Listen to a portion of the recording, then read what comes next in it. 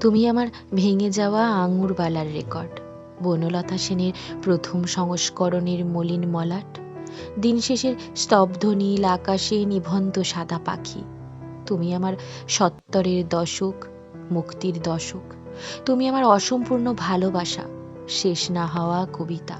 কুয়োর ধারে কামরাঙা গাছের নিচে একাকিনী শালিক বনিতা, রেলগাড়ির পাদানিতে ঝুলতে ঝুলতে চোখ ভরে দেখা, বিশাল দিঘির জলে নীল আকাশ ও নিঃসঙ্গতা, স্বর্ণকমল।